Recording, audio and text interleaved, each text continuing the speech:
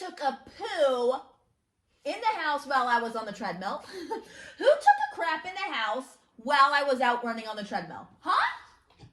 No, it was not me. It was not me. It was him, the offender. I've been running on the treadmill a lot lately. And I think the treadmill, when you bring it up, is very polarizing. People are like, oh my God, I hate the treadmill. It's boring as shit. Other people are like, I fucking love the treadmill. Da, da, da. Everything about the treadmill. Here we go. I have been running on the treadmill a lot because I've been dealing with an Achilles thing. Thankfully, slowly getting better. I think any day now, I may be able to transition back outside. But a lot of the reason that I have been using the treadmill is because you can control the grade and the footstep.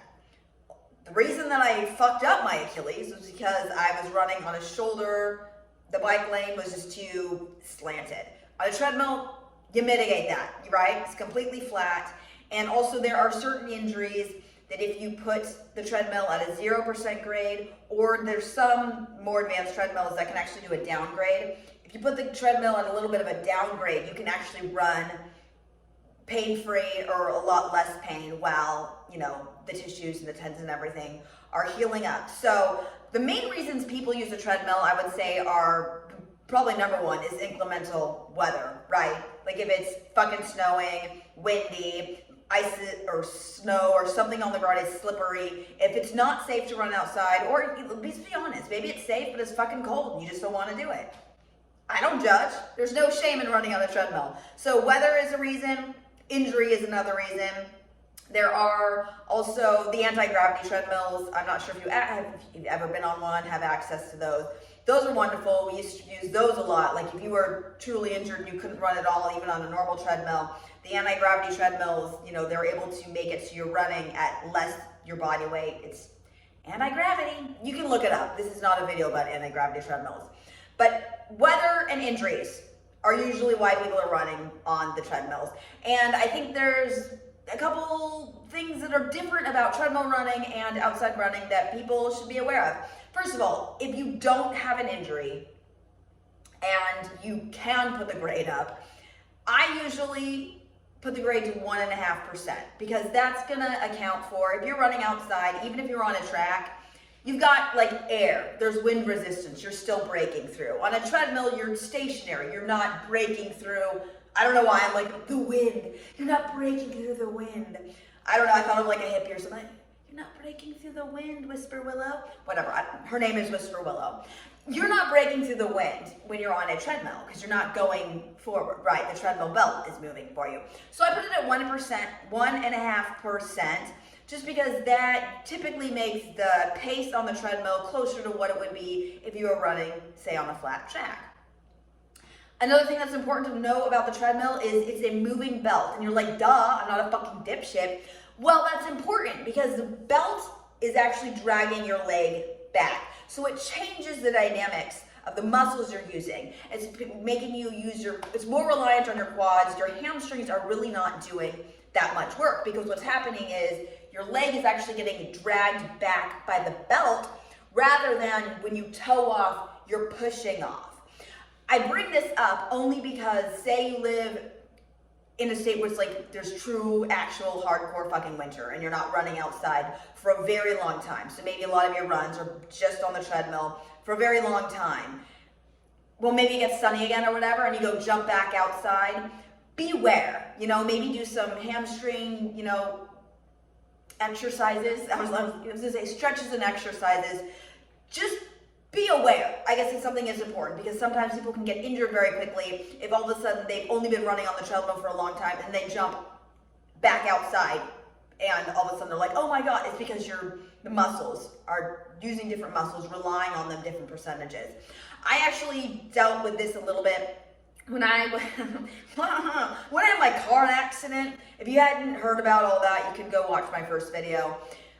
But basically I was running, I got hit by a car, almost lost my leg. It, you know, ripped my leg off. And in the recovery from that, well, first of all, like the doctors were like, you're never gonna run again. I was like, fuck that. I couldn't stand up, I couldn't walk for like 9 months. But eventually when I was able to run again, proved the doctors wrong.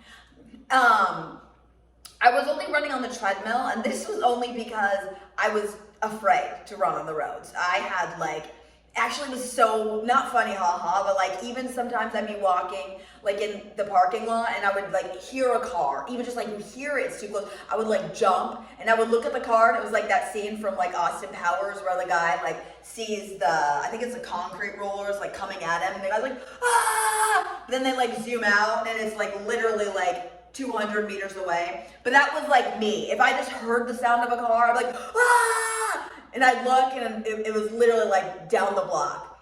But anyway, so I only ran on the treadmill, I think honestly, like a year and a half after my accident. And then finally I ran outside again. But as I transitioned back outside, like I was sore in different other places. So you just need to be smart when you're splitting that up. That was a wild tangent. We're gonna get back.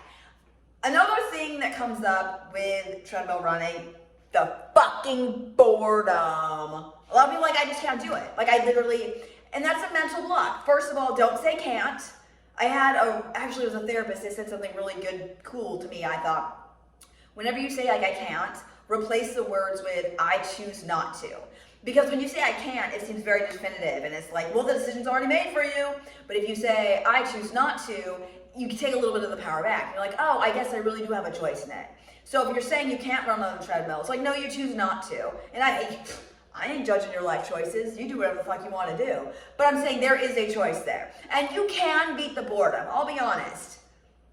Starting on the treadmill is truly like the worst because you're starting and you're like, oh, I know this is going to be a long time staring at whatever's in front of you. Maybe it's a wall, maybe it's a fucking mirror and you have to stare at your face. Maybe it's a weird ass poster. Maybe it's some fucking person's ass on the elliptical machine in front of you. Like you can't change what the view is of your treadmill, right? Okay. So then you get all excited and you're like, well, I'm going to do it though. I'm going to do it. And then you like look down at the little clicker and it's like only 0.1 miles go by. And you're like, what the fuck? I felt like that was at least a half a mile. So it's a brain fuck. Like that's truly what the treadmill is. But the thing is, don't let the treadmill fuck with your brain. Fuck with the treadmill, right? Some things that I do is I fuck with the paces. Like even if you just go up like one little bit, like 0.1 or down, I play a game where it's like every mile I'll usually start out and I'll make them progressive, even if it's just an easy run, because I'm like, then it breaks it down into mile by mile. And so I'm like, oh, okay, every mile I'm gonna put it up 0.1, mile per hour. I'm an American, so I use miles per hour. If you're a kilometer person, you can play with also the grade. Put the grade up if you're not injured. Again, if you're injured and all you can do is run on either a down grade or a flat grade, don't fuck with the grade, right? Fuck with the pace, not the grade. Or fuck with nothing. If you are being super cautious, just deal with the fucking boredom. So play with the paces. Also, put some fucking earphones in. Music is your friend.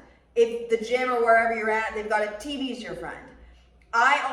This is a cross training thing, but it applies to the treadmill. If you have your own treadmill, when I was in high school, God, I'm still a fucking nerd. But I cut out a bunch of pictures of all my favorite runners or whatever, and there were people that I wanted to, I'll be honest, people I wanted to beat that season, and I made like a fucking collage. I'm a fucking psych. And I put it right in front of the cross trainer. So every time I'm on the fucking machine, I'm staring at my motivation. I'm like, I want to either be these people or I want to beat these people. And in my mind, I'm like, if you're going to blow off a workout, there's always someone else that'll do it, right? So it's just ways to manage your brain and just like, don't let it fuck with you. And at the end of the day, it's honestly just breaking it down. Say you have to do your fucking long run on a treadmill, okay? So say you're going 15 miles. I just peeled 15 out of my ass. Go with whatever your schedule is.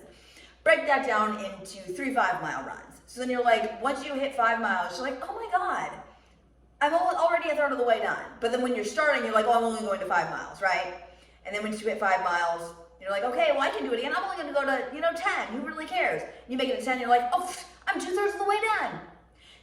And then you make it to the fucking end, right? And the funny thing about the treadmill I have found is it's the first half that is just like absolutely mind-numbing and boring. But once you kind of hit the halfway, the rest of the run's a lot easier because then you're like breaking it down. You're like, oh, I only have 4 miles to go. I have only 3 miles to go. Oh, I only have a fucking mile to go. So you just have to make it to the halfway for me because then I'm like, oh, and then I feel I'm making a slope because I'm thinking of like a skier. I'm like, once you make it halfway, like, oh, I'm home. I'm just gonna ski on home. You still have to run home, obviously, because you're on the treadmill. Something that I want to bring up, just because I have a funny little anecdote And it also probably relates to a lot of you guys if you're running on a treadmill in the gym.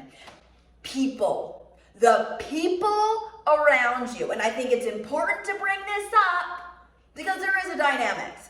If you're running in your own treadmill in your house, you're fucking a rock star. That's great. You got to deal with people. That sounds terrible, but you know what? I'll say it. 90% of people kind of annoy me. I'll be honest. And 98.7% of people in a gym annoy me. Because just people are doing weird ass shit or they'll just try to talk to you and you're, no. So, this is going to be specifically if you are in a gym, a dream gym, I don't know why, a gym. You're doing your workout on a treadmill. This happens a lot. I'm sure it happens with guys too, but I am a female, so I can only come from a female perspective here. And I feel like it probably happens to females more. You're doing your workout on the treadmill, okay? And then some asshole fucking is Brian. There's always a fucking Brian on the treadmill pops next to you. And you know the kind of vibe Brian is throwing off the second he steps on because he'll look over and see what your pace is. Which, treadmill etiquette, that's fucking rude.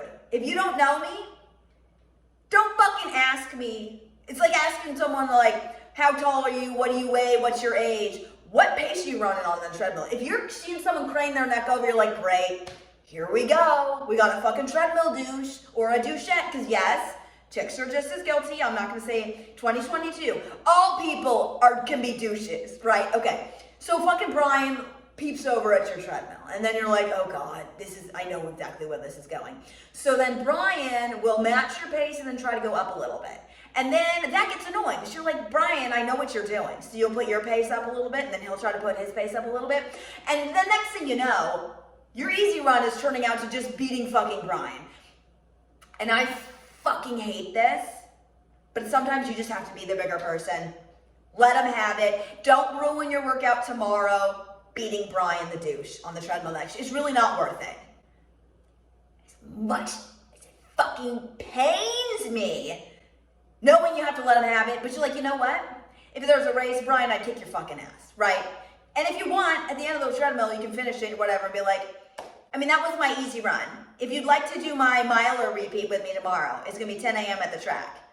We're doing 5-minute pace. Like, you know what I mean? Like, you can say something to let them know that you know exactly what they're doing. This is one of my favorite stories ever. So when I was working in the Nike fitness centers at the world headquarters, they have some fitness centers. What was beautiful is you would have professional athletes kind of coming in alongside. The gyms are for also just the employees. So you get like normal people alongside, athletes. And I'll be honest, Nike's great. I bleed Nike. I'm wearing their shorts. I'm wearing their shoes. I'm sorry, don't hate me. This is a sports bra. My sister gave it to me. I bleed Nike. I love Nike. I love my time there. The headquarters are great. It's amazing. If you live near Beaverton, you should go check it out. And they're great. Everything is great. So I'm just prefacing that with that. That being said, there was a Brian. Somehow a Brian slipped through the gates. A Brian douche. Okay.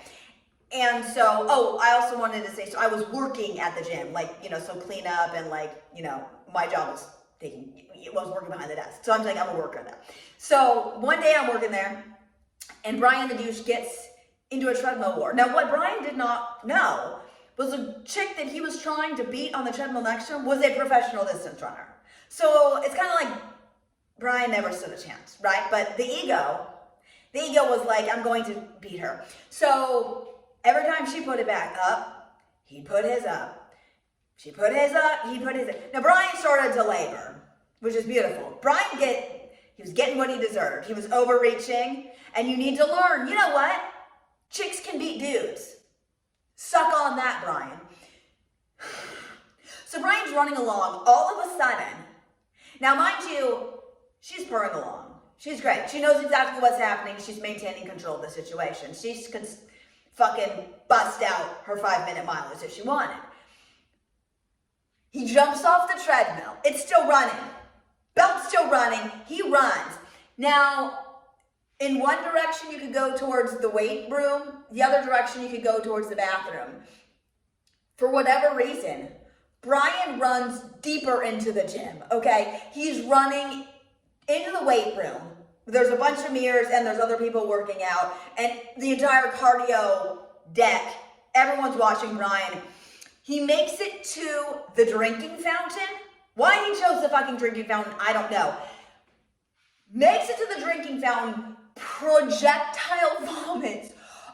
He didn't even just hit the drinking fountain. It was like the wall. It was like Exorcist style all over the wall, okay? He could not beat her. No, he jumped off the treadmill, projectile vomited, turned around, realized everyone in the gym was watching this. Watched him spew. And then he doubled down on the douche. He just ran out of the, he left the fucking gym. Treadmill's still running, by the way. She's still purring along. It was great. It was beautiful. He runs out, leaves his fucking vomit, doesn't even acknowledge. Like, what the fuck? Side note, we later found out like he was a guest. He wasn't an employee. That's what I was getting at. I don't think an employee would have done that, to be honest. It was a fucking guest. I mean, like, just like a one-off, like a guest pass or whatever. So we never found out who Brian the vomiter was. But I felt so bad for the janitor. Like, honestly, I don't deal well with someone else's, no one should have to clean up. Anyways, I say that to say, I was working there that day. Thank the heavens above. Thank dog. Thank dog. Thank dog. I didn't have to clean it up, but the poor person, yeah, I felt so bad. But also, it was also just, it was so beautiful to watch a Brian the douche get in a treadmill war way too deep that he just lost it. So that's the thing. Don't get into treadmill wars. If there's people, you know, hopefully there's less Brian the douches out there. But I don't know. The world's a pretty dark place, so I think they're still out there. Anyways, that's the thing. Also, if you're on a treadmill, do your own workout. Don't worry about what someone's next to you doing. You know what I mean? Unless it's your training partner and you're doing like 800s or, you know, your workouts side by side to like help each other. But like, treadmill etiquette. You guys, let someone do their own thing. Don't be that person constantly craning their neck over. Because what, they don't give a gold medals if you beat the person's pace on the treadmill next to you. That was a wild tangent. I was just looking for any excuse to work in my Brian the douchebag projectile exorcist moment on, it was crazy. And everyone in the gym was like, fucking dude. Anyways. So, if you are stuck inside and you're running or you're dealing with an injury, hang in there, get on the treadmill. Distractions are your friend, and ultimately just realizing, it sounds so fucking corny. I can't, fuck that. Literally fuck that. It's either you choose to or you choose not to. And what I've said in my previous video and also from the Huberman Labs podcast, which you should be listening to, it's great. I recommend it. But also, who am I? But anyways, I'm visualizing what your goals are. What are you running on that fucking treadmill for? And then you think about, if you stepped off the treadmill, you skipped the run or whatever, the failure. A few hours later, you'd probably be pissed at yourself. So, I don't know, you know, something to think about. Just putting it out there. Also, don't vomit on a wall. Like, run towards the fucking bathroom like a human. I don't understand. Oh, whatever. Anyways, I hope everyone's having a great day. If you like this video, please give it a thumbs up. If you have any other, I don't know, treadmill-related questions or anything, leave a comment. Please subscribe. You know, I'll be honest. That would be really cool. I mean, I'm no pressure. You know, hey, I'm not telling you what to do. You live your life, but it would be pretty cool. You can also find me on Instagram, Kate Schock, Caitchock. I'm thinking there. I can't spell my own name. But anyways, thankfully you joined me. If you made it to this part, thank you so much for joining me, and I'll see you in the next video. Okay, thank you, bye. Also, I think I'm gonna end it there. I was gonna make a joke about my dog taking a poop in my house. No one needs to hear that. I'm gonna go clean up my dog's poo. I'm kidding, okay? I cleaned up my dog's poo already. I cleaned it up the second I saw it. I'm not disgusting. I didn't leave it there and decide, like, I'm going to film a YouTube instead. The shit can sit there. No, that was what I was going to joke. I'm like, oh, I'm going to clean up my dog's poo. But then I knew I'd have to explain, It's not still sitting there. It has already been cleaned up, okay? So that's why I hesitated. I'm like, is it worth saying the joke and then having to obviously explain that I'm not a disgusting person who lives with dog crap in their house? No. Okay, well now that was my train of thought. Okay, thank you. Bye. The shit king. You're disgusting. I love you though. I love you though. I'm a disaster. Ow.